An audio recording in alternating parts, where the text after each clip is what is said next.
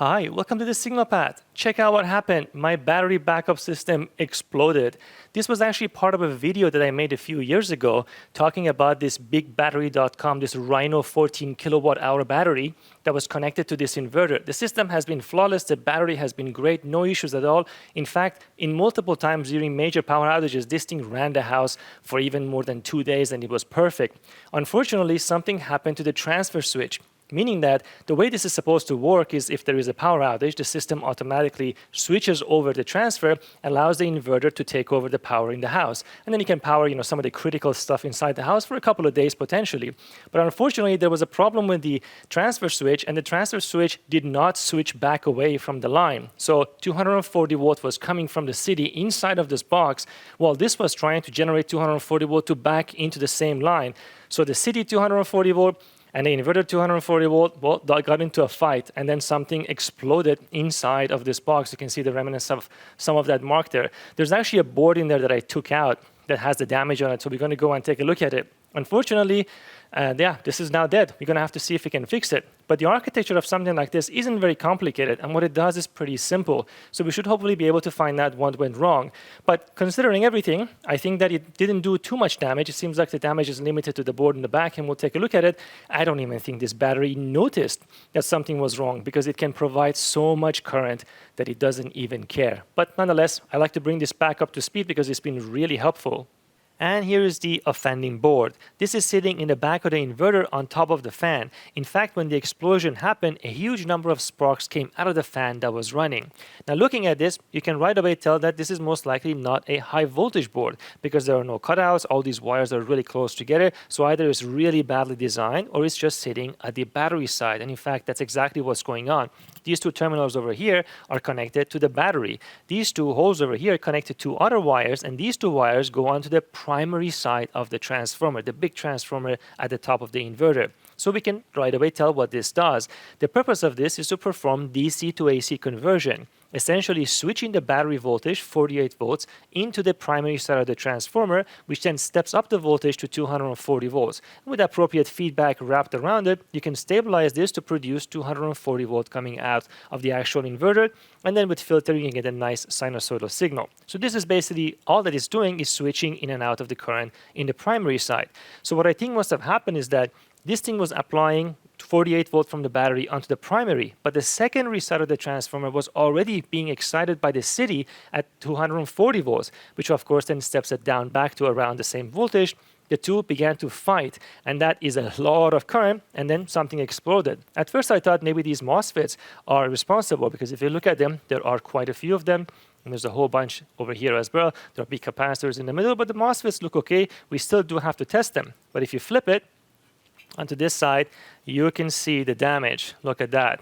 Everything in the back has been burnt. Now, what these are just simple TVSs. These are transient voltage suppressor diodes, and kind of makes sense what would happen here. Because the voltage is being present on both sides of the switching devices, it probably exceeded the switching characteristic of these actual TVSs, exceeding the voltage they're supposed to suppress, and therefore they become short circuit, and then bam, everything explodes because they're not designed to handle that much current. This thing can put out a tremendous amount of current through these devices, so they're undersized essentially. They're okay for catching some stray voltages here and there, but certainly not when both sides of the transformer are being excited. So these TVSs are all dead. I don't know if there's anything else that have happened to the MOSFETs. We're going to have to figure it out separately. But step number one is to clean the board, find out the part number, look at the datasheet, and see what we can do about it.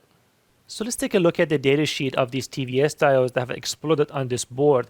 Now, there's a lot of different versions of these with different breakdown voltages, but these parameters here are interesting. So you can see that these things can take 3,000 watts, but they can do so for a very short duration. So the amount of joules of energy that you can dissipate in them is limited. In fact, if you intend on using them continuously, they can only dissipate 6.5 watts. So this massive difference between these two numbers has to do with the duration of the pulse. And that makes sense. These are transient devices. They're not intended to be continuously sinking current. So of course, in my situation, they were continuously sinking current and a huge amount of power was being dissipated in them. And of course, they exploded. I think the version that's on this board is all the way down here is this one. It's a PKN part number, which is a unidirectional. And if you go further down, you can see the characteristic. In the unidirectional one, the forward bias is just like a diode. The reverse has a certain breakdown depending on the part number. In the bidirectional, it can act in both ways. So this is the one that is on the board, and for just sake of security, I'm going to replace all of them, even the ones that haven't exploded, because I don't know how much they have been damaged due to this particular event. Now, the other thing that's on the board are these MOSFETs. And these MOSFETs are nothing unusual. 100 volt breakdown, 120 amp of current, 3.7 milliamp of RDS on resistance for the 10 volt VGS, which also makes sense because you don't want to have a huge amount of dissipation in these, even though with the 3.7 or milliamp of resistance, there's so many of them, so they're all in parallel. But of course, you're putting so much current into the primary side of that transformer in order to be able to deliver 6 kilowatts of power on the secondary into the household. So yeah, there's a 24 of these on that board. I'll show you what happened when I started to look at them, but this is the other thing. That's really it actually. On this board, there are just a bunch of resistors, these MOSFETs, those TVSs, a bunch of capacitors, and that's it. That's really all it does. So let's take a look at the board again. Well, check out what I had to do. As you can see, every single one of the MOSFETs had to be removed. And the reason for that is testing these in circuit is quite difficult because they're all in parallel. You may be able to detect a short, but even then, it would be difficult to know which one. You can use a thermal camera and figure it out. But the problem is that if they have aged or degraded in performance because of the strain they experienced, it's hard to identify them unless you remove them. So what I did was that I removed 4 of them randomly, and I measured it, and one of them had already degraded. Once you observe that, then I can no longer trust them at all. So I had to remove all 24 and replace all of them. After checking, there have indeed been several of them that have gone bad, and it wouldn't be able to detect it otherwise. So all of that has happened, a brand new set of transistors, and the repair bill was almost $100. So these things are not cheap. And in the back, I also replaced, of course, the TSPs. You can see that all of them have been replaced. And so now we are ready to go ahead and put this back into the unit, and hopefully this time it won't explode. And after repairing the board, here it is returned to the main unit. You can see that it is connected to the negative and positive terminal of the battery coming in directly like we described earlier. And this cable is connected to all the gates of the MOSFETs, which is controlled by this board. This simply folds over this one, and everything is handled by this. Not only does it do the DC-AC conversion, the inverter function, it also has some relays on it to do the switchover, which I'll show you in a second. These two really big wires that are also tied into these top 2 heat sinks going into the inverter transformer itself. And here it is, the whole thing back together. Here's the control and the switchover board right there. These are the AC lines going in and out, battery terminals we saw. This is responsible for charging of the battery as well as dealing with the photovoltaic, because this unit can also accept solar panels, for example. And here's the gigantic transformer sitting there at the top. So now you may ask, well, how could this have been avoided? Well, obviously a transfer switch being a problem, that was something that was not the fault of the inverter, voltage coming back into it. But in a way, there could have been a very simple way for this inverter to not do what it did. If there was a detection circuit on the AC line coming out, it would check to see, is there any voltage actually present on that? And if there is, do not enable the inverter. That would have completely solved this problem, because the voltage coming back from the transformer would have been within the voltage range it expects. All those MOSFETs would have been off, and nothing should have happened in that situation. But of course, as soon as you enable that entire H-bridge inverter configuration, now the two are fighting, and then the explosion happened because of that. So a few additional circuitry could actually solve this, at least I think, based on what I see as an overall architecture here. Now, one thing I did not mention during the repair, which I think is very, very important, is to make sure that you take into account something else. So here's a very generic example of, let's say, an H-bridge driving a transformer. Notice that whenever you have these MOSFETs, there are always series resistors with the gates. In my example, those were 20 ohms. And there's also resistors between the gate and the source to make sure those devices are turned off. But whenever these things die and there are large currents and voltages present, these resistors, especially being surface mount, act like fuses and they blow. And if they do, they become an open circuit.